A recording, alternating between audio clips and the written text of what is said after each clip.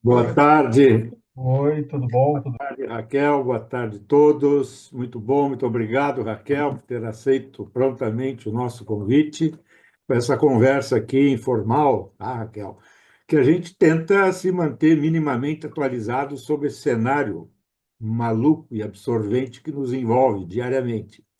E a Raquel, como eu apresentei para o grupo, é uma jornalista formada pela UFPEL, onde ela é professora e pesquisadora. Não sei se é formada pela UFPEL, tá, Raquel? Mas isso é um detalhe. O importante é que a Raquel é professora e pesquisadora do curso de jornalismo da UFPEL e traz uma experiência muito rica profissionalmente por ter atuado em empresas importantes como a própria Google. E a Raquel tem feito muitas pesquisas sobre esse ambiente de internet, esse ambiente de redes sociais, esse ambiente de desinformação que nos atropela e nos amassa quase que diariamente. E eu penso, Raquel, e os companheiros que estão aqui com a gente também, é que a gente podia, se você concordar, começar já por essa questão que nos aflige muito, que é o problema da desinformação, né? Que de alguma forma até cresceu com as medidas que estão sendo adotadas pelas big techs, que estão, digamos, minimizando a questão do controle do que elas publicam e divulgam e disseminam pelo mundo todo, e com isso, de alguma forma, facilitando que as desinformações, né, fluam ainda com mais facilidade e rapidez nas redes sociais. Tudo bem, Raquel? Podemos começar por aí? Seja muito bem-vinda. Sim, tudo bem. Você está me escutando bem? Sim, muito bem, Raquel. Muito bem. Estamos te ouvindo muito bem. Bom, primeiro é um prazer estar aqui conversando com vocês hoje, né? Bem. Eu acho que é sempre muito rico, né? A gente ter uma conversa, a gente ter um debate, enfim. Então, sobre essa questão da desinformação, eu acho que a gente tem dois problemas. O primeiro problema é como que a gente define o que que é desinformação. Porque, reparem, desinformação não é uma coisa nova, né? A gente sempre teve boato, a gente sempre teve barriga do jornalismo, sem querer, publicava um negócio errado, né? Então, nada disso é novo. O que que é novo? O que é novo é que a gente hoje tem um suporte, que são essas plataformas de mídia social, que dão para a desinformação, eu brinco muito com meus alunos, né, superpoderes. Então, o que antes circulava ali no bairro e todo mundo ficava, mas será? Não, isso aí não parece verdade. A gente conseguia ter um debate, agora circula, primeiro, com muito mais rapidez. Segundo, quando circula um conteúdo problemático, reparem que ele já vem cheio de curtidas, cheio de compartilhamentos, e isso pesa na nossa percepção daquele conteúdo. Ou seja, se a gente recebe um negócio que milhares de pessoas já comentaram, já deram ok, já não é a mesma coisa da gente receber uma coisa que o vizinho está falando, né? A recepção é diferente. E essas plataformas, então, elas são o espaço perfeito para a gente ter a circulação do que a gente chama de desinformação. Mas o que que é desinformação? É um tipo de conteúdo que é problemático, ele é difícil de definir, porque desinformação não é só conteúdo falso. Eu posso desinformar dizendo a verdade, né? A gente vê muito isso, por exemplo, com o pessoal que fala sobre vacinas. Ao invés de dizer, olha, gente, a vacina da dengue, por exemplo, que é um problema que a gente vai ter aqui no Rio Grande do Sul, já estamos tendo, e que tem o potencial, mas é um problema trágico, né? Especialmente com o aquecimento, enfim, umidade. E as pessoas não querem tomar vacina, porque as pessoas acham que elas viram na internet que a vacina pode dar algum problema. Não é que não possa dar algum problema, mas quando a gente faz campanha, o que que a gente diz? Olha, o benefício é muito maior, vai a potencial de te salvar de uma doença que é seríssima, né? Porque dengue é sério, né? Ele é melhor, ele é muito. A chance de ter um problema é minúscula, mas o vídeo vai lá e diz assim: tal pessoa teve tal problema, que pode muito bem ter tido, e aí gera uma impressão de que isso acontece com todo mundo. Então, eu gosto de falar de desinformação a partir da ideia de que é um tipo de conteúdo que gera um comportamento equivocado, que gera confusão, que confunde as pessoas. Eu acho que é mais útil a gente pensar no efeito do que a gente pensar no conteúdo em si.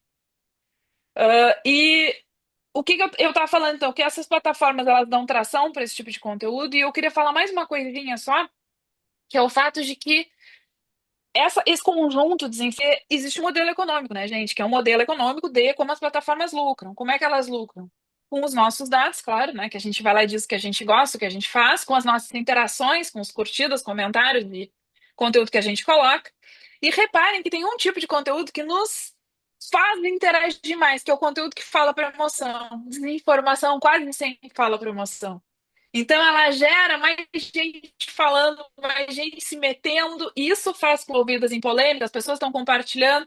Então, quando a plataforma vai lá fazer o seu relatório para os acionistas, ela vai dizer que naquele mês, né, o que a gente chama de MAU, né, número de usuários ativos por mês, Monthly Active Users, vai ser super alto, porque tem um monte de gente interagindo e um monte de conteúdo circulando. O acionista vai ficar feliz, vai aumentar o valor da plataforma, mas na verdade esse conteúdo é desinformativo, vocês entendem? Tem uma, tem uma relação aí onde é bom para a plataforma ter esses conteúdos, não importa que conteúdo que seja, eles ganham, isso valoriza. E reparem que, obviamente, tem um contexto político onde eles estão tentando se proteger, né, lá nos Estados Unidos, elas estão lá na média nos Estados Unidos. Acho que a única grande plataforma que está fora é o TikTok. Quem é que regula, né? Elas têm uma influência mundial. Essas plataformas têm mais usuários do que o número de habitantes, por exemplo, de países como a China. Quem é que regula? Outras pessoas estão usando, né? Elas têm influência no território de outros países. Informação é óbvia, talvez um dos problemas mais evidentes que a gente vê hoje, né? Porque acaba tendo um efeito trágico sobre a população, como eu falei na questão das vacinas, é um negócio incompreensível a quantidade de grupos que se sente legitimado na internet com desinformação, assim, coisas absurdas, desde que a vacina realmente vai te fazer virar jacaré, que vai te dar um problema, e as pessoas olham isso e levam para o coração porque alguém que elas conhecem compartilhou, um grupo que elas têm, né, confiança compartilhou, então isso gera muitos problemas. Raquel, tu diria que essa sigla aí que eu gostei, mal, é bem apropriada? É, é, é um pouco, né? Mas em inglês não tem o mesmo sentido que em português, né? Então, enfim, é.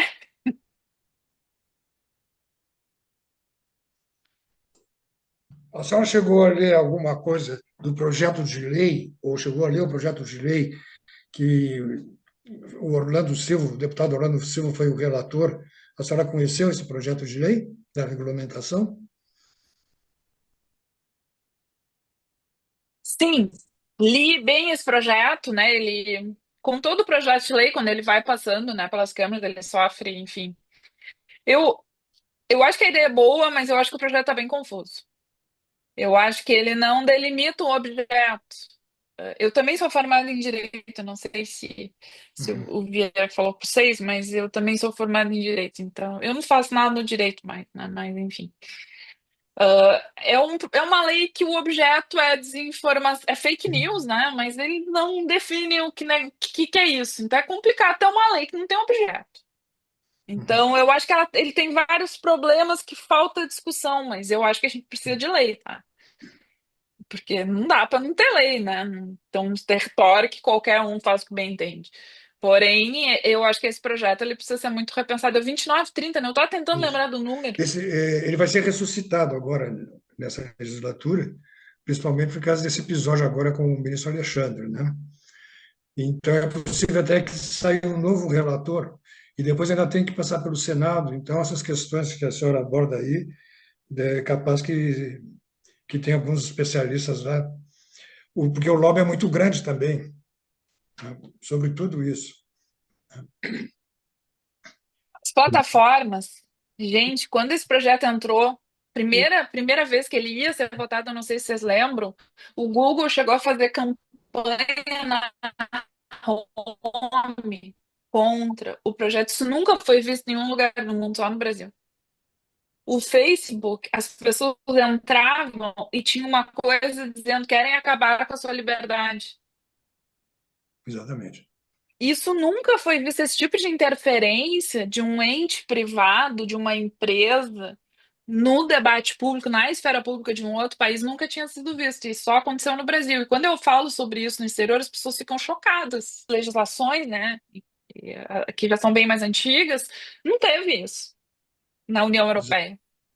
Quer dizer, professor, aquilo que os jornais mais cuidado tinham, que eles não botavam uma desinformação na edição seguinte, hoje em dia ela circula instantaneamente e ganha o mundo. Exato. E é muito problemático porque quando tu desmente, ou por exemplo, o Facebook nas eleições, eu não sei se vocês lembram, ele botava um negócio dentro desse conteúdo pode ser falso depois que o Supremo foi lá e pressionaram e tal, só no finalzinho, porque antes também não botavam, né? E uma vez que esse conteúdo já tenha circulado, quem já viu não vai olhar de novo. Então aquilo não faz mais efeito, vocês entendem? Faz efeito para o futuro, talvez, para as pessoas que vão olhar depois. Mas quem já foi desinformado, como é que vai ter acesso a esse conteúdo de novo? Porque ninguém fica vendo a mesma coisa duas vezes, né? Uhum. Então tem esse problema. Raquel, deixa eu te fazer uma pergunta. Virei, não sei, ela começou uma explanação e a gente já começou a falar. Tu quer permitir que ela ainda tem ideia que ela fale um pouco mais assim? Não, não, vamos em frente, vamos manter a dinâmica. Tá. Professora, deixa eu lhe fazer uma pergunta que beira assim, a inocência, que é ruim, né? Com o nome da idade que a gente tem, essa altura da vida, a gente ser inocente, principalmente jornalista. Essas plataformas, ela muito veio dos Estados Unidos e agora está a discussão lá com o Alexandre de Moraes, com a, com a, com a Trust, enfim, de que elas defendem a liberdade de expressão. Esse é o grande argumento deles. Não, tudo é liberdade de expressão. Eu te pergunto o seguinte: isso é argumento, pelo que tu estuda e que tu acompanha mais de perto, que vem de fato da alma, da convicção da democracia liberal deles? Ou é simplesmente um argumento que nós vamos botar aqui para sustentar o nosso negócio? Porque Nos deixa eu te Estados falar uma coisa. Unidos, Quando tu vê, só para fazer um paralelo do Islã, do próprio judaísmo, do catolicismo, por mais absurdo que as coisas sejam, tu nota que vem um pouco da alma de uma convicção religiosa daqui, né? Que não tá tentando justificar alguma coisa puxando daquilo. Não. o que alguns países tentaram fazer, como o Canadá, é obrigar as plataformas a monetizar o jornalismo pela circulação de conteúdo. Que vocês reparem que a circulação de conteúdo é o que faz a plataforma ter grana, né? Ganhar dinheiro, ganhar usuário. É o conteúdo que está circulando lá. E quem é que produz esse conteúdo? Essas entidades são remuneradas? Na média, não. As plataformas remuneram influenciadores, que são pessoas que têm muita audiência, e é pouquinho. Então, não é um modelo muito sustentável, eu acho. Eu acho que a gente precisa achar uma alternativa enquanto sociedade para que o jornalismo volte a ser relevante, ou seja, que ele tenha, circule, para que as pessoas recebam o conteúdo que elas precisam receber. Porque assim, hoje as pessoas dizem, não quero saber de desgraça, não quero ler as notícias. Como assim? Como assim tu não quer ler as notícias? Eu não tô afim de saber. Mas no meu tempo, as notícias chegavam, a gente tinha que ler um negócio e era isso. Eu quero só saber de esportes, mas vai ter que passar pelo jornal inteiro para chegar no esporte. Então, hoje a gente consegue fragmentar tudo nas plataformas e isso, na minha percepção, não é bom para a sociedade, porque aliena, que faz com que as pessoas não tenham participação política, as pessoas não tenham participação cidadã, porque elas não sabem o que acontece, né? Eu tô com isso para o jornalismo, para responder a tua pergunta.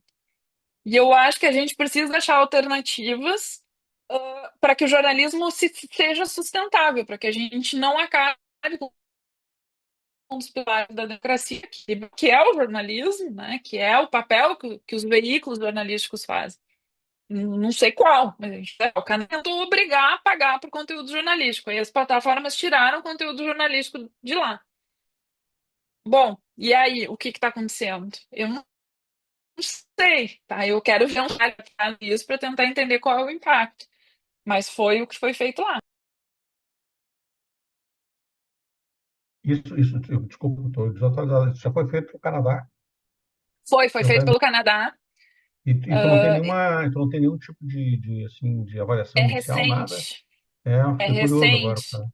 Aham. Então, o Canadá, eles fizeram uma legislação que obrigou as plataformas a remunerar. Isso foi bem agora, no final da campanha do Trump, né? Que estava muito forte essa discussão sobre o poder das plataformas e tal. E aí as plataformas decidiram te controlar dali. Então, tudo é link de jornal, coisa assim, não circulava. Então, é uma questão, mas é feito por pouco tempo. Mas outros países pensaram em seguir do mesmo jeito, mas né, eu não sei como é que está a situação agora. Inclusive, no Brasil se debateu isso também, de que as plataformas tiveram que pagar pelo conteúdo jornalístico, que afinal de contas é de outros, né, que circulavam ali. Professor, deixa eu lhe perguntar. É, a senhora conhece um pesquisa, um estudo que mostra a frequência do acesso às informações a essas plataformas de jornais ou esses sites que atualizam as informações a cada minuto? Existem números sobre o hábito do brasileiro que hoje não compra mais jornal em banca a essas plataformas? Sim, tem saído vários. Anualmente sai um estudo do Comitê Gestor da Internet, que é um órgão governamental, né? Enfim, sobre. Eles chamam de TICs, né? Um estudo populacional sobre os usos que as pessoas fazem das tecnologias. E o CGI tem. Eu acho que o último é de 2023, e eles têm consistentemente mostrado, quando eles perguntam para as pessoas, né? Eu imagino que eles façam isso com painéis, mas eles perguntam para as pessoas como que elas se informam. Não está funcionando. Se não estão me ouvindo? Não, sim, estamos te ouvindo perfeitamente, Eu Raquel. não estou lhe Sim, ouvindo. estou ouvindo, tá bem. Oi? Não, Mas eu eu não estava ouvindo a Tá, professora. O problema é meu, da internet. O problema é meu. Pronto, voltou. tá, vou esperar um Deu, pouquinho, deu? desculpe. Tá. Então, eu estava falando que é o Comitê Gestor da Internet, CGI, se vocês procurarem na internet, eles têm um site, se tem pesquisa, eles fazem esse acompanhamento populacional dos hábitos dos brasileiros com o digital. E esses estudos têm mostrado no tempo que cada vez mais a população brasileira se informa, primeiro, pelo celular, e segundo, pelas mídias sociais, digamos assim, e cada vez menos por sites informativos, por exemplo. Então a pessoa vai para o Instagram e ela fica sabendo das notícias ali, ela não vai na web, no site do jornal para ver as notícias. Então isso tem mostrado mudanças importantes de hábito que vão, né, também junto a essa questão da crise do jornalismo, porque o que que acontece?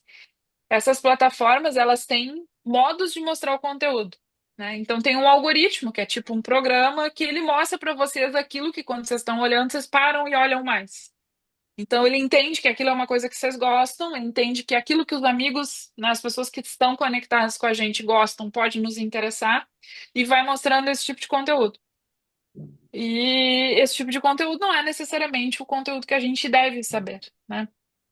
E é importante que a gente saiba. Então, isso também acaba reduzindo a importância do jornalismo. A menos que a gente ativamente vá na conta do jornal lá e fique olhando o conteúdo, se a gente passar rapidinho, aquele conteúdo vai mostrar cada vez menos. Você vê alguma forma de haver uma espécie de fortalecimento do jornalismo dentro desse cenário? Ou essa batalha, essa guerra já está perdida, Raquel? Eu acho duas coisas. Bom, é difícil fazer previsão de futuro, né? Mas eu acho que em algum momento a gente vai ter que se dar conta que a gente precisa de alguma coisa, senão acontece o que está acontecendo hoje, né? Vai erodindo a democracia liberal porque as pessoas não têm mais senso de coletivo, porque elas não entendem o que as instituições fazem, porque, enfim, não têm acesso a elementos que façam com que elas sejam cidadãs. O que que me parece? Que o Estado e a sociedade precisam fazer essa discussão. É isso que a gente quer? A gente quer ser governado pelas plataformas? É o que o Elon Musk decidir que vai ser a palavra do mundo, porque no fim das contas é uma pessoa que é o dono dessa plataforma que resolve como que ela vai funcionar, né? Não existe ilusão sobre isso. Então a gente precisa pensar assim, enquanto sociedade é isso que a gente quer. E se não for, a gente tem que legislar, a gente tem que Tô né? ligado. Que fazer iniciativas, a gente tem que, né, tentar valorizar o jornalismo das maneiras que são possíveis, mas hoje no Brasil a coisa anda, né? Que não tem nada, né? Vocês já viram que qualquer coisa na internet vale. Isso é um grande problema, eu acho. Eu queria saber se há algum estudo mostrando quanto por cento do tempo, sei lá, que as pessoas leem na rede toda, leem os veículos de comunicação sobre os quais nós estávamos falando, não é? Eu tenho a impressão de fora que as pessoas usam 99% do tempo para TikTok e outras coisas. Então, eu quero dizer o seguinte: eu estou perguntando, o acesso das pessoas, em média, aos meios de comunicação, ele é ridículo, quase inexistente? Eu não tenho esses dados, eu teria que procurar. A impressão que eu tenho é que a tendência é que cada vez mais as pessoas não acessem veículos informativos porque eles não são interessantes. É muito mais divertido eu ver uma dancinha no TikTok do que eu ler um jornal, só que são coisas absolutamente diferentes, né? Entretenimento é uma coisa, notícia é outra. E eu tenho a impressão que isso se juntou na sociedade. Agora, Lourenço, respondendo a tua pergunta também, eu tenho um pouco uma coisa que me bate, é que eu acho que a gente precisa fazer um trabalho de educação. Eu vejo as novas gerações, eu estava perguntando para minha filha esses dias, ela conhece muito do mundo, ela sabe muito das coisas que estão andando, mas ela Qual é a fica idade sabendo por dela? fontes. Qual é a Ela idade? tem 15. 15 anos. Ela tem 15. Ela fica sabendo por fontes, entende que de repente alguma pessoa que ela segue fala de um conteúdo noticioso e daí ela se interessa e aí dá uma pesquisada. Mas é eventual. Então, me parece que a gente, talvez, outra coisa que poderia ser feita, né? Se a sociedade entende que isso é importante, a gente tem que fazer um trabalho de educação digital dos jovens, né? Eu vejo, por exemplo, a lei, vamos proibir o celular. Tá bem, mas como que isso resolve o problema? A gente precisa formar cidadãos, a gente precisa formar pessoas que usem a tecnologia de maneira inteligente e não de maneira vazia. Que as pessoas sejam críticas dos conteúdos que elas recebem. E se a gente ignora esse problema, a gente vai piorar ele cada vez mais, porque as pessoas vão olhar para, né, para o celular como um oráculo. Ainda mais agora com a inteligência artificial, que tu faz perguntas e a inteligência artificial te responde. Eu acho que a gente precisa também trabalhar a questão da educação aí. Eu queria fazer uma outra pergunta. É, se você é parente de uma senhora chamada Maria Ricardina Recuero. Minha avó. Ah, a tua avó era prima do meu pai. Tá. Eu já ouvi falar bastante de ti. Exatamente. Não, quando eu morava com meu avô aí na Zona da Luz, a tua mãe morava na Zona da Luz, né? Eu fui uma, duas vezes na tua casa lá, e o meu pai sempre falava que ele, quando garotão lá, de 15 anos e tal, ele e a Maria Ricardina se davam muito bem e tal. Então é isso, quando eu vi o teu sobrenome, eu digo, perigo, nós temos um parentesco bem distante, mas um parentesco. Sim, Dos coincidência. filhos, só mais uma pergunta aqui, dos filhos da Maria Ricardina, qual é o teu esposo? Ah, você é filha Eu sou não, filha do Carlinhos. do Carlinhos, que é o mais velho. Ah, É. acertou. Bom, Acertamos. O Luiz aqui do lado. saindo de Pelotas e voltando para o mundo, Não, o ah, Carlinhos e a Lil, só para completar. tá bom. Tá bom, vamos Então, voltar para o mundo. voltando para o mundo, Raquel, você falou nesse poderio que o Musk, um cidadão, um único cidadão como o Elon Musk, tem hoje no mundo, né? E um debate que a gente já teve aqui em certo momento é que se não chegou o momento de haver uma espécie de desmembramento essas grandes Amazon, Facebook, Meta, a próprio X e assim por diante, para que esse oligopólio que eles estão formando não acabe tomando conta, literalmente, do mundo.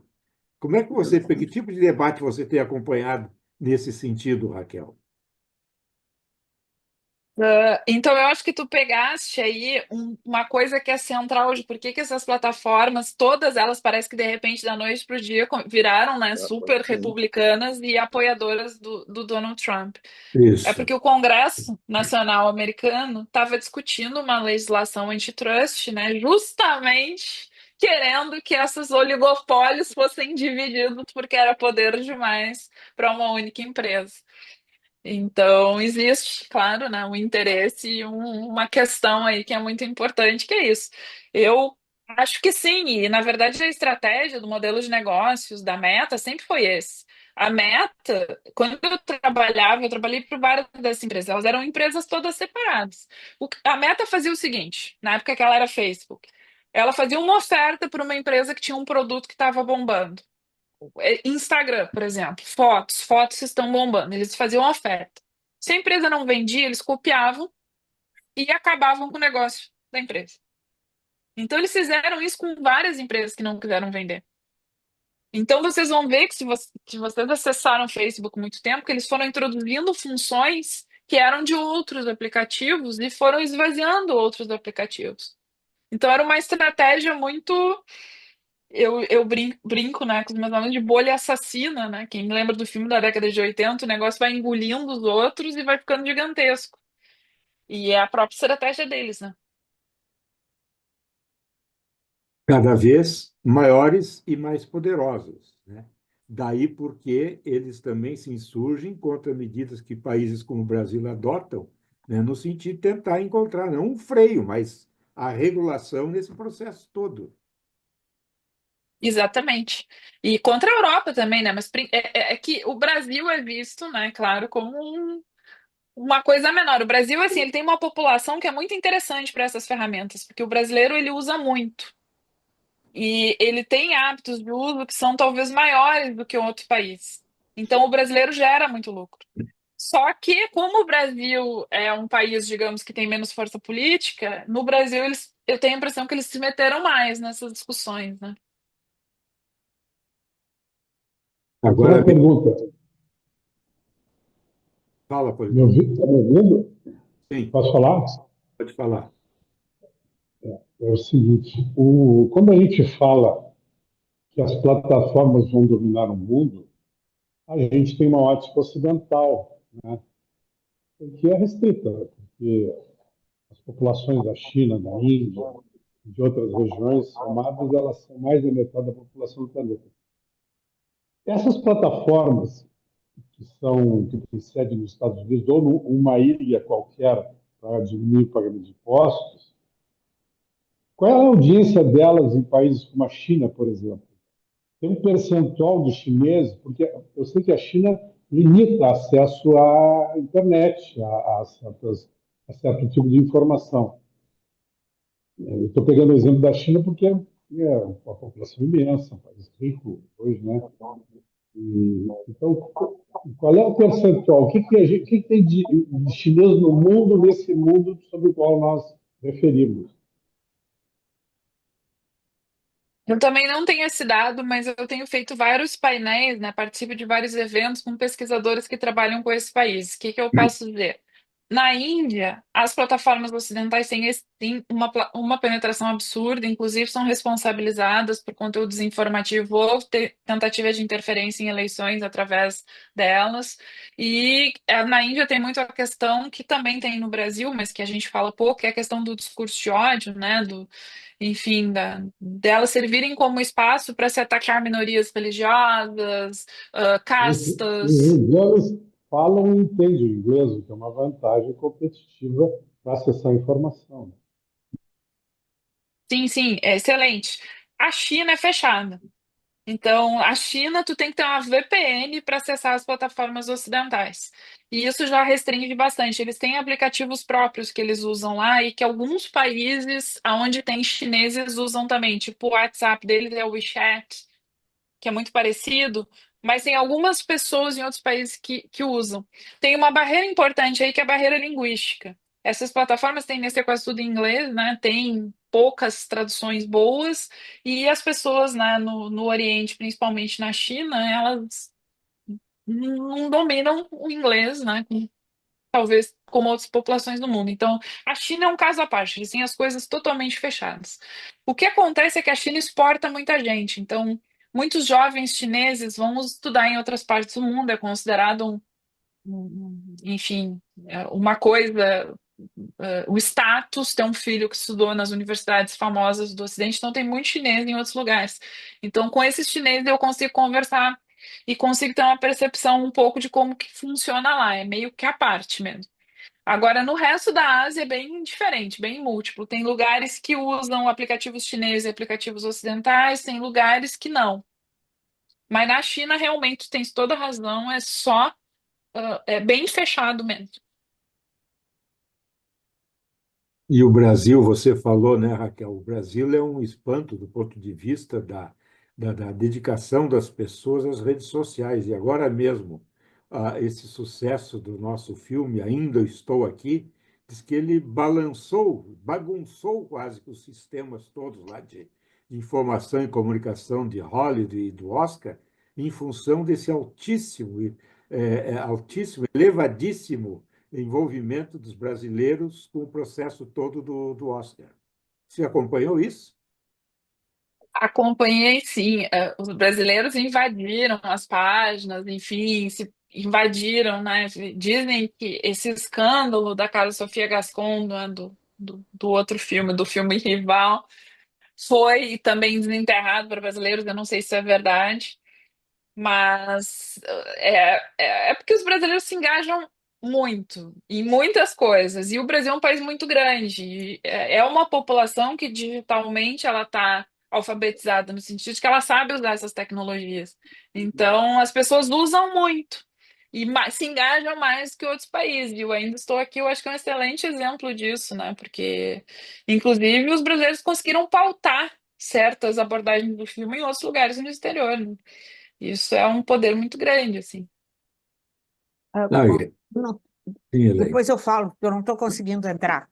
Não, pode falar, pode falar. Tá. Agora está Ah, falando. tá. Pode falar. Tu comentaste sobre o celular e parece que tu não é a favor da proibição do uso do celular nas escolas. Estou certa? Não, eu acho que tem que reduzir, mas eu acho que o que que eu acho que é o papel da escola? Eu acho que o papel da escola é também fazer esse debate. É também falar com as pessoas sobre como usar, é também trazer assuntos como desinformação, como jornalismo, como se informar. Eu acho que isso deveria estar dentro da escola. E o que eu não gosto é só a ideia de eliminar o problema, faz de conta que não existe, vamos botar dentro da caixa, depois a gente pensa nisso, sabe? Tipo assim, o celular é a fonte de todo o mal, mas essas criaturas vão ter que viver no mundo com celular. Os professores estão usando celular, então, repara, eu acho que não pode dar em aula? Claro que eu acho que não pode dar em aula. Apesar de que os meus alunos estão na universidade, se eles usam, eu olho, o problema é deles, vocês já são adultos. Mas é óbvio que criança não pode usar celular em aula, a não ser que tenha uma atividade ali que realmente vai usar. Mas eu acho que a escola tem que também assumir essa questão de debater. Entendeu? Não ignorar o celular é mal, não vamos usar. Porque esse jovem, ele vai estar lá e ele vai ter que fazer, por exemplo, o CPF dele na internet no celular, né? O gov.br hoje vai ter todos os documentos. Ele vai ter que pagar a conta, ele vai receber conteúdo ali. E se a gente não faz esse debate, quem vai fazer? Né? Quem vai trazer essa discussão? E na questão da desinformação, eu sempre falo isso, o jovem, ele é também um evangelizador. Porque as pessoas falam, né, o computador não está funcionando, fulano vem aqui e me ajuda. Então, eles são capazes de trazer esse debate também para dentro de casa. Só que eu acho que a gente está meio que, não, o problema está resolvido, não pode mais dar celular, pronto, não acesso mais à internet. Só que eu acho que é coisa muito mais complexa que isso, sabe? Então, não é que eu sou contra a lei, eu acho só que me parece que é um pouco jogar o problema para o futuro e não fazer o debate do problema hoje, sabe? Mas a Professora, a quem, senhora conhece o. Desculpa, pode não, concluir. mas a quem caberia essa educação? Aos professores que não estão preparados, provavelmente? Aí é outra questão. Não, é outra questão, mas eu acho que a escola é o lugar para a gente fazer essa discussão, porque o que que acontece? As famílias, elas também não estão preparadas e essas Pois é. pessoas não vão para a escola, né? Os pais dessas crianças, eles não vão ir para a escola. Mas essa criança está na escola, ela está num espaço onde é possível a gente fazer essa discussão, a gente chamar especialistas, a gente trabalhar com os professores. Assim como eu acho, por exemplo, que para a gente combater desinformação em vacina, a gente tem que trabalhar com os agentes de saúde. Não dá para a gente só ficar fazendo campanha. A gente tem que chamar os agentes de saúde e dizer para eles: olha, vamos falar sobre desinformação. Então, eu acho que precisa ter um papel do Estado um pouco nessa formação, tanto nos currículos das escolas, quanto na formação dos professores, para que eles sejam multiplicadores desse debate. E me parece um pouco que essa ideia de tirar o celular meio que exclui essa discussão, tá? Não pode mais usar celular, acabou o problema. E me parece que isso não vai resolver o que a gente quer que resolva, que não é só uma questão de Sim. atenção, mas é uma questão de senso crítico. Professora, a senhora conhece o livro Geração Ansiosa? Conheço. Uhum. Inclusive, eu estou com ele aqui, posso sugerir para os colegas aí, é uma leitura bem atual, exatamente sobre esse tema, como a infância hiperconectada está causando uma epidemia de transtornos mentais. Então, é um livro que eu sugiro a leitura. Qual é a sua Então, de opinião? novo, é a nossa dificuldade de ter senso crítico sobre isso, de debater essas coisas. Desculpa, pode falar. Não, eu queria só acrescentar alguma coisa que parece ser óbvio. Os alunos, a maioria dos alunos de 15 anos entende muito mais de rede, telefone, do que os professores, né? E os Também nossos tem. professores também não são maravilhosamente educados, né? Os professores do segundo grau, essa coisa toda. Então, acho que é um complicador, porque, por exemplo, todo mundo sabe que os nossos netos de 8 anos nos dão aula de celular para fazer qualquer coisa. E acho que a gente, meus netos, acho que eu sou muito vagaroso, que não consigo fazer nada. Mas assim, ó, o que que eu falo? Eles sabem usar, mas eles não sabem as consequências. Então, Exatamente. quando eu fazia minha primeira aula com os universitários, eu dava aula para o primeiro semestre. Daí eu convidava eles a fazerem uma busca na internet pelo nome deles. E aí eles encontravam coisas que eles tinham feito há muito tempo atrás e que eles nem lembravam mais que estava na internet, que alguém poderia achar, que alguém poderia olhar, que eles não eram mais aquelas pessoas. Então, quando a gente faz palestra em algumas escolas também, o que a gente vê é que o jovem ele é muito imediatista. Ele acha legal fazer o vídeo, ele acha legal fazer não sei o quê, mas ele não tem essa dimensão, por exemplo, que a internet tem memória, que as coisas ficam lá para sempre. Ele não tem a dimensão do impacto de estar online, de quem é a Interessante. audiência. Ele não sabe como funciona o conteúdo que está circulando ali dentro. Ele tem uma vaga ideia, mas ele não sabe como que alguma coisa é mostrada para ele. Então, assim, ter a proficiência técnica não é ter a proficiência crítica, né? Eu acho. Professor, não sei se não me engano, é na Finlândia, eu li essa notícia há algum tempo, as escolas estão retrocedendo e proibindo também o celular, porque chegaram à conclusão que, ao final de uma década, criaram uma geração sem capacidade de raciocinar. Tem esse aspecto também que deve ser abordado, né? Como é que a senhora vê isso? Eu não estou familiarizada com esse estudo, mas, assim, do meu ponto de vista, pelo menos na experiência que eu tenho, a gente precisa falar sobre as coisas para que as pessoas entendam o impacto que elas têm, porque muitas vezes ali no corre-corre, a pessoa nem pensa, por exemplo, pais que postam foto dos filhos. A gente faz, todo mundo faz, porque a gente gosta de postar foto do filho, do neto, de não sei quem, para os amigos verem, só que não são só os amigos que estão vendo. Quem é que está vendo essa foto? Eu estou postando ela Sim. publicamente. Quem está tendo acesso a esse conteúdo? A gente não pensa nisso. É um pouco daquela metáfora do Goffman, do teatro, né? A gente está no palco, a gente vê só quem está nas primeiras filas, a gente não vê quem está lá no fundo. Então, isso é uma coisa. Se para nós adultos já é assim, imagina para os jovens, né? Eles não têm a menor noção, né? Então, eu acho que precisa de uma questão crítica nesse sentido, de ser, olha, gente, vocês podem se arrepender disso depois, isso pode ser um problema, olha, isso significa isso. E muitas vezes eles até sabem, mas eles não têm essa coisa de pensar no futuro, de entender as consequências, né? Essa educação que você fala que precisa ser exercida fortemente, para que as Exato. pessoas, né, saibam ser críticas e, ao mesmo tempo, saibam ser usuárias adequadas de toda essa tecnologia que está disponível hoje. Vejam, por exemplo, as inteligências artificiais. Não sei se vocês já testaram alguma delas, ChatGPT, né? Aham, Bom, parece um sim. oráculo. Parece um oráculo. A gente pergunta e sempre tem uma resposta. Porém, essa resposta não está sempre correta. Quando, por exemplo, o ChatGPT, quando ele não sabe a resposta, ele inventa. E inventa de uma maneira que é muito convincente. Então, a gente precisa entender o que que isso significa. Tiveram escolas aqui que jovens usando inteligência artificial produziram vídeos sobre os colegas. Então, né, vídeos talvez, enfim, não bons. E porque eles fizeram uma brincadeira, olha que legal, dá para fazer, que engraçado. Então, essas coisas têm consequências, essas coisas têm impacto na vida das pessoas, né? E isso é um outro problema ainda que a gente vai ter que trazer para discutir também. Professora, Professor, professora, uma pergunta. Em países em que não há uma polarização muito forte, claro, a China não tem polarização forte, mas eu digo democracias europeias, por exemplo, países escandinavos, onde não tem uma polarização tão forte ainda, alguns já começam a ter. Né? Como é que funciona essa questão da fake news?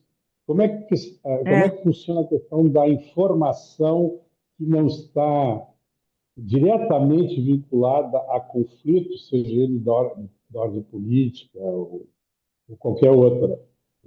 É mais equilibrado? Tem menos fake news? Tem alguma informação, uma pesquisa sobre isso? Vocês estão fazendo umas perguntas muito difíceis. Eu acompanho alguns colegas que trabalham nesses países e todos os países europeus têm enfrentado, pelo menos na visão deles, consistentemente desinformações de tipos muito parecidos, ideias de conspiração, de coisas que sempre circularam na sociedade, mas que antes circulavam em níveis muito específicos, nichos muito específicos e que têm crescido com muita força. E essas desinformações, elas acabam, nessas conspirações, falando para questões extremistas. Por exemplo, o ressurgimento do nazismo na Alemanha, que tem crescido com muita força, também com base nesses conteúdos e conteúdos que estão circulando principalmente entre os jovens. Então, eles não sabem, pelo menos esses meus colegas que trabalham com isso, qual é a relação direta, porque não é difícil. A gente tem um outro problema que é o seguinte: estudar esse tipo de conteúdo nessas plataformas é muito difícil. Elas têm consistentemente limitado o acesso dos pesquisadores. Hoje, o meu laboratório, por exemplo, não tem acesso a quase nada. Porque a gente precisa fazer agora. Eles fecharam tudo e criaram modos super burocráticos que só algumas pessoas no mundo estão conseguindo acessar dados para poder avaliar o que está acontecendo. Então, elas Explica, também têm esse aspecto. Raquel, explica melhor isso aí. Como é que o laboratório não tem acesso a quase nada? O que que significa isso? Então, nós é. somos um laboratório de pesquisa. A gente tem dentro da universidade um laboratório de pesquisa que chama Midiares, né? Que nós somos alunos, professores e pesquisadores, e a gente tem intercâmbio com vários outros laboratórios no mundo, né? A gente faz pesquisa conjunta, enfim. E um dos nossos focos é desinformação. Então, desde 2013, a gente acessa essas plataformas, elas tinham um sistema que chama API. É como se tivesse uma porta dos fundos que tanto empresas quanto pesquisadores podiam usar para ver o conteúdo dessas plataformas, baixar o conteúdo, ou fazer alguma pesquisa para ver o que que as pessoas estavam falando, identificar problemas, enfim. E, obviamente, começaram a sair várias pesquisas, né, mostrando que eram coisas muito complicadas, que se tinha ascensão de grupos anti-mulheres, né, terroristas, enfim. E aos poucos esses acessos foram sendo restritos. Ah, agora vocês não podem mais acessar esses dados, só esses outros. Ah, agora não pode mais acessar não sei o quê. Então ia restringindo, restringindo, restringindo até que fechou completamente. Então, antes da eleição do Trump, essas plataformas todas foram se fechando. Em agosto do ano passado, fechou o CrowdTangle, que era a única plataforma que dava acesso a dados sempre públicos, né, do Facebook. e da Meta, e não existem outras iniciativas que só vão atingir alguns, né, alguns que eles escolherem, que vão poder ter acesso a alguns tipos de dados que vão ser pré-aprovados, porque é um problema para as plataformas, enfim. Então, esse acesso ele tem sido dificultado, inclusive no PL das fake news, né, o 2630, se queria incluir uma cláusula que exigisse que as plataformas permitissem que os pesquisadores brasileiros acessassem os dados de conteúdo para que pudessem fazer pesquisa sobre o que estava acontecendo ali. Mas existiu esse debate, existia essa proposta, não sei se ela foi adiante, eu acho que não, porque o PL está parado. Raquel, eu queria te fazer uma pergunta, mudar um pouco assim de tema dentro. Como é que tu está vendo? Eu vou te fazer ela bem genérica, para evitar. Como é que tu está vendo o exercício da política nesse ambiente digital todo que a gente está vivendo? Esse ambiente digital que tu já nos traçou bem, mas o exercício da política, como é que tu está vendo no país? Eu acho que tem pontos positivos para a política, certo? Um deles era talvez dar visibilidade para candidatos que não tinham tanta força e, portanto, não teriam espaço na mídia tradicional. Um pouco esse foi o caso do Bolsonaro. O Bolsonaro, em 2018, tinha baixíssimo espaço na mídia tradicional, né, nas campanhas, e fez sua campanha quase toda online. Por outro lado, os políticos têm usado consistentemente essas plataformas para ganhar capital político à custa de desinformação. Então, a quantidade de político que posta conteúdo desinformativo e fica por isso mesmo, que, na minha opinião, é um absurdo. Que é uma pessoa que está no cargo público, né, tem fé pública, como é que ela vai postar aí coisas assim, né? Inclusive, a gente teve ministros da saúde dizendo para as pessoas que vacina fazia mal. Então, para mim, é um conflito seríssimo, porque essas pessoas elas têm autoridade. Quando elas postam esses conteúdos, elas dão credibilidade. E isso é uma questão séria para o Brasil. Então, os políticos eles viram que desinformação funciona, porque fala para emoção. Então, eles têm usado muito isso, muito, muito, muito. Então, se usou nas eleições, vai se usar nas eleições municipais, né, vai aparecer de novo. E, de uma certa maneira, aquilo que a gente esperava, que fosse talvez ser mais democrático, dar mais espaço para os candidatos que não tinham tanto espaço, que ia se ter um debate mais qualificado, não deu certo. Então, eu acho que o uso político da internet hoje ele tem sido muito ruim, porque não se usa a internet para informar, para fazer plataforma, para debater questões, se usa a internet simplesmente para emoção, para lacrar, né? Para fazer meme e para lacrar. E isso não é uma questão só dos políticos de extrema-direita, os políticos de esquerda também fazem, os políticos de centro também fazem.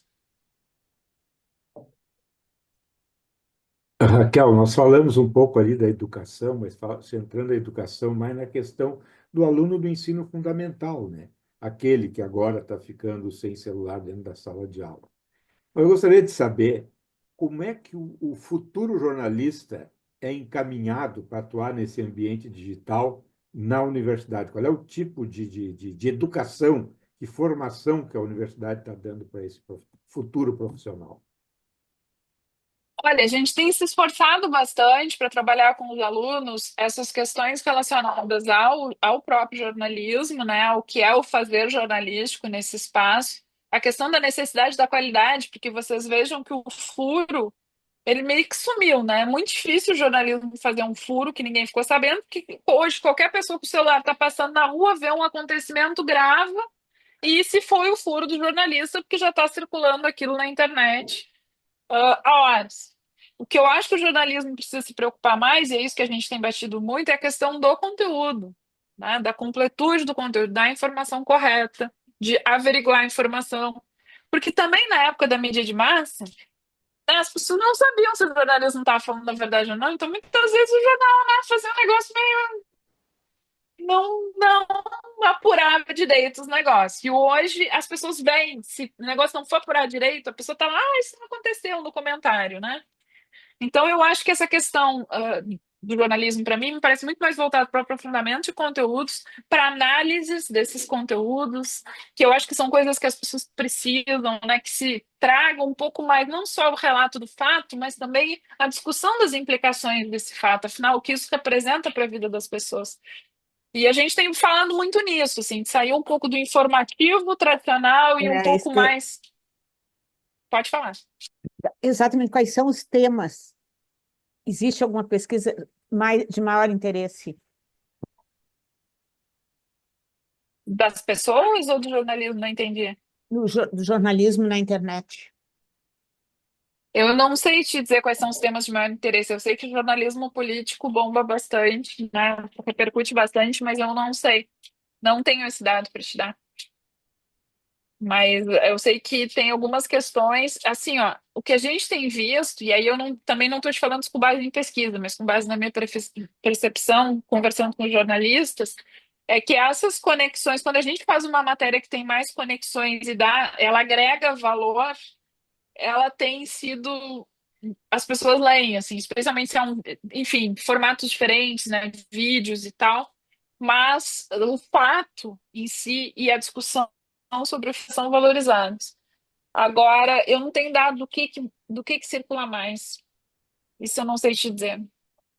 O que a gente sabe é que o jornalismo profissional perde cada vez mais relevância, né, Raquel? É. O que você acha que precisaria ser feito dentro do próprio ambiente das empresas de comunicação para tentar reverter ou minimizar ou enfrentar esse problema? Essa é uma pergunta difícil.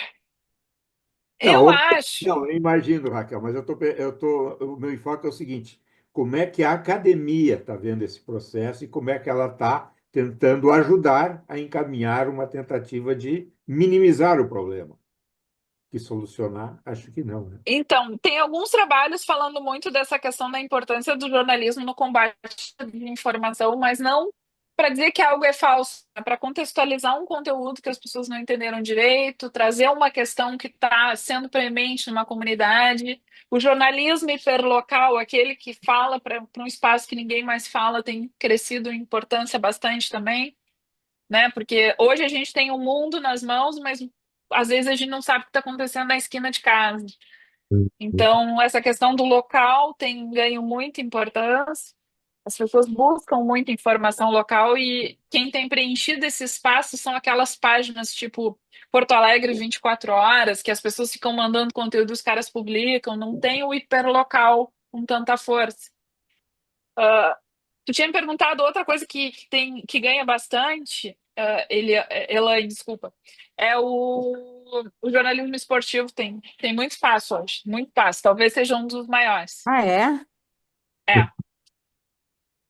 E eu estava falando dessa coisa do hiperlocal, essa coisa da adaptagem para fazer clips com conteúdos que as pessoas precisam saber e que elas vão querer se aprofundar. Então, algumas coisas nesse sentido que a gente tem visto mais na academia, adaptar a linguagem, adaptar, trazer o leitor da plataforma para o jornal, focar no jornalismo hiperlocal, no jornalismo com identidade.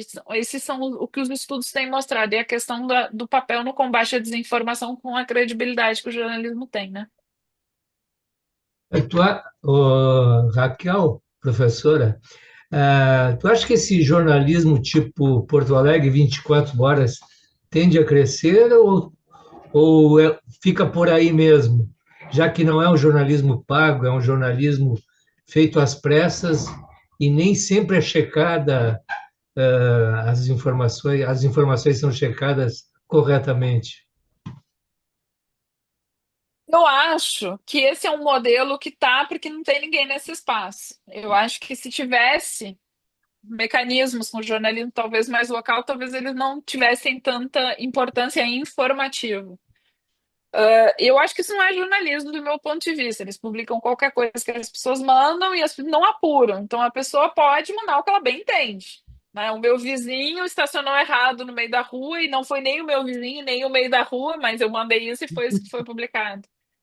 Então eu acho que é meio problemático. Eu acho que ele preenche um espaço que as pessoas precisam de um lugar para falar do seu bairro, para falar, né, para, enfim, e receber conteúdo que interessa para elas e ao mesmo tempo eles preenchem mal. Então, repara, é uma outra coisa. É talvez um fórum de pessoas, mas eu acho que ele acaba fazendo um pouco o papel do jornalismo, mas não é jornalismo. Não, você Então, tá- eu não vou dizer que vai acabar, Não, mas mas acho que esse papel jornalístico talvez não seja o mais relevante. o que eu percebo, o que eu, sim, que eu vejo, assim, eu não sou estudioso da matéria que tu, É que a gente, com essas plataformas, esse 24 horas aí que o Eugênio falou, é uma boa. Tu tem uma subversão, inclusive, de um critério de notícia.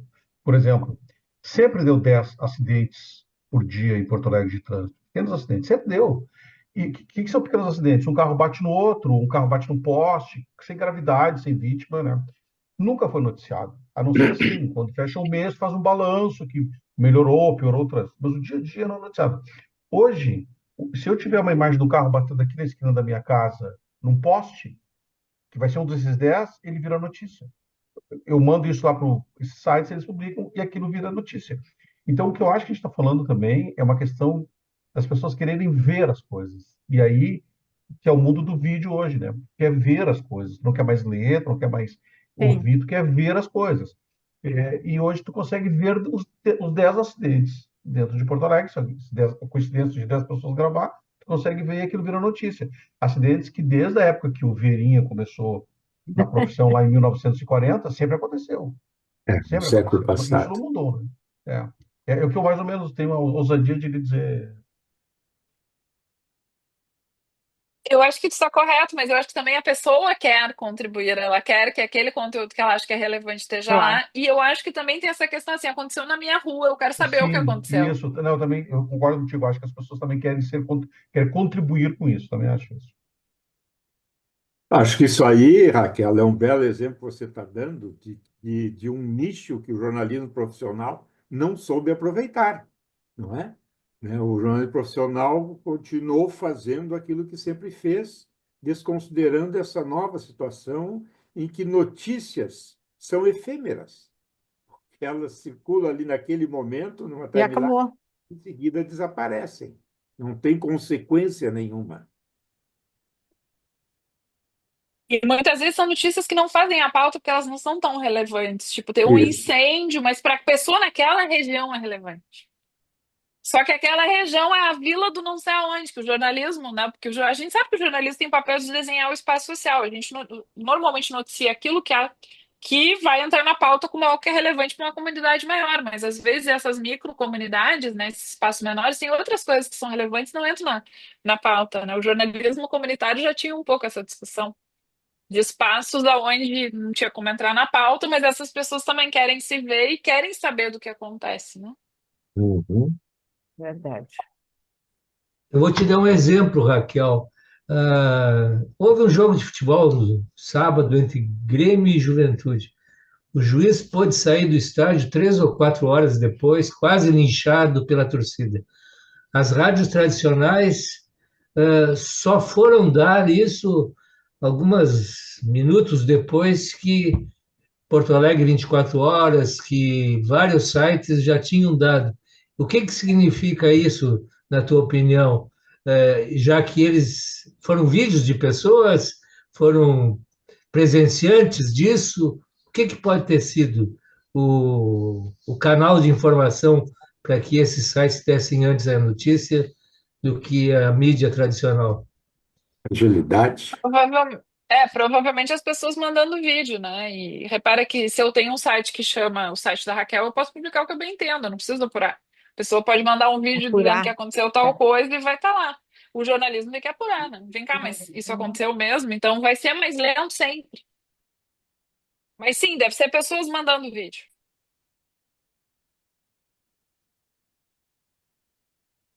No meu tempo, Igual, quando eu estudei muito jornalismo impresso, né? Se dizia que o papel aceita qualquer coisa, a internet também aceita qualquer coisa. mais ainda, com mais espaço disponível do que o papel, o que é um Mas problema. no, Raquel, deixa eu fazer uma pergunta agora, por mas favor. no caso havia muita verdade, já que as imagens mostravam exatamente o que estava acontecendo. Aí, no caso, não dá para duvidar, ou dá.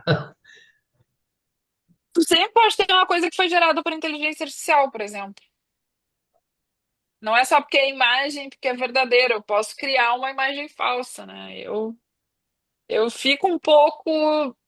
Eu sempre falo, quando a gente faz esse debate com os alunos, eu falo da questão das manipulações imagéticas, né? Que é o que existem desde que a fotografia foi inventada, né? Então, a gente vai ter lá os primeiros fotógrafos, manipulações que dão falsas impressões da realidade. Mas a gente tende a acreditar mais nas imagens, né? Agora, é fácil também desinformar. Eu posso mudar o contexto, eu posso mudar o enquadramento, eu posso falar que é desse jogo e ser de outro. Então, eu entendo o jornalismo ter uma certa reticência para tentar apurar e ver, mas claro que poderia ter sido mais rápido, né? Eu acho que realmente eles não ficaram sabendo, é menos gente, não vai estar na redação, vai ficar sabendo só depois.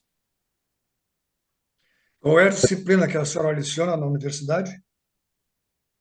Eu leciono várias, eu leciono introdução à comunicação, jornalismo de dados, que é uma, uma optativa, comunicação e sociedade e pesquisa em comunicação, pesquisa em jornalismo.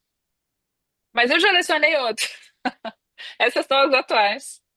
Muito bom. Alexandre, Não, eu queria outra questão, se tu tens algum estudo, vocês têm alguma análise, voltando ao lado bom ao lado bom da força, assim, sobre nas redes sociais, Face, Instagram, mas principalmente no Face, sobre esses grupos de bairro, de comunidades que têm uma certa responsabilidade. Eu, por exemplo, eu moro no Menino Deus em Porto Alegre e participo daqui e acho muito sério as coisas que saem. Sai reclamação de morador de rua, sai né, de assalto contra o prefeito, mas são coisas que tem alguém mediando, tem lá os administradores do grupo mediando, né? Vocês têm algum tipo de análise sobre as pessoas, porque a gente está falando do jornalismo local, que é uma coisa que tu estava falando antes, né, acho. Vocês têm algum tipo de análise é, sobre a eficiência, a qualidade desse tipo de comunidade? Atual, não. Há muitos anos atrás eu trabalhei com comunidades virtuais e esse trabalho de confiança que as comunidades constroem, especialmente grupos locais, né, onde as pessoas se conhecem ou têm uma convivência mais próxima e como que isso facilita a criação de laços, né, que fazem com que a própria comunidade se proteja e seja capaz de limitar, enfim, limitar conteúdos falsos, limitar absurdos, né? Só que isso não é a realidade de todas as comunidades. Mas eu não tenho nada agora, né? Isso faz muitos anos, mas isso que tu estás dizendo fala muito para grupos que têm capital social, grupos que se reconhecem como grupos, que as pessoas investem seu tempo livre para tornar o ambiente um espaço, né, qualificado, que os próprios participantes entendem isso e se colocam. Isso é bem legal. E tem algumas experiências nesse sentido. Eu não lembro de nenhum estudo recente sobre isso, mas acho que é uma ótima ideia, inclusive para um estudo sobre, né? beleza. Falar em experiência, Raquel, e antes de encerrarmos a conversa, importante perguntar. Você está participando agora do Conselho Editorial da RBS, o maior grupo de comunicação da região sul do país. Como é que está sendo essa experiência para ti, trazendo teu todo conhecimento acadêmico para dentro de uma estrutura profissional e concreta? Então, é mais ou menos como esse encontro aqui. A gente discute muito essas questões prementes do jornalismo, o que está acontecendo, né? O que vai mudar. E eu acho que isso é muito rico no sentido de trazer contribuição para a sala de aula, para a formação desses jornalistas que também vão ter que trabalhar, porque eu não trabalho em veículo. Como professora de universidade federal, que eu sou há 7 anos, eu não posso ter outro emprego. Então, eu posso fazer algumas consultorias, algumas coisas pontuais, mas eu não vivo mais o jornalismo como eu vivia alguns anos atrás. Então, o que que eu sinto que esse debate com grupos como o de vocês, como o do Conselho Editorial, ele acrescenta para a gente poder debater em sala de aula depois. Porque ele traz realidades com as quais eu não tenho contato, do jornalista que está lá, né, do dono do veículo que está lá, quais são as questões, quais são os elementos que estão acontecendo, e eu acho que isso, claro, são coisas muito alto nível, assim, né, muito mais gerais, e isso traz uma contribuição muito importante para a gente fazer esse debate com os jornalistas que vão se formar, eu acho. Porque é uma parte que, para mim, é carente ter né, essa discussão, entender, olha, isso é um problema para o jornalismo aqui e pode ser em outros lugares também. Não Então, nesse existe. sentido, eu acho muito rico. Por isso que essa conversa, para mim, também é maravilhosa. Tá bom. Raquel, qualquer dia desse nós vamos ter que retomar essa conversa, tá? Em outras bases, que esse mundo digital, esse ambiente de comunicação na internet é tão dinâmico e mutante que daqui a 2 meses nós poderemos ter grandes novidades a respeito. Concordas com isso? É. E ali, Concordo. então, poderemos voltar a conversar. Muito obrigado, Raquel, muito obrigado a todos que estavam aqui conosco hoje. Dá para ver, uma conversa riquíssima que poderemos retomar outro dia. Muito obrigado, Raquel, e até uma próxima. Obrigada, gente. Até a próxima.